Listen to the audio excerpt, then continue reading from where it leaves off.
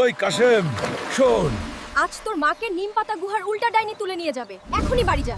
ঠিক আছে, কিন্তু তুমি কে? নিম পাতা গুহার ডাইনি কে রে?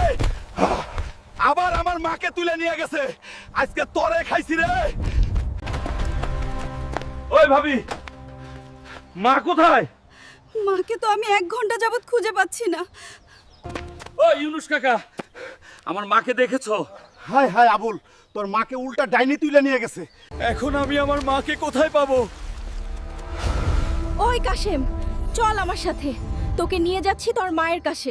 এই পিচ্চি মেয়ে, তুমি আমাকে তুই করে বলো কেন?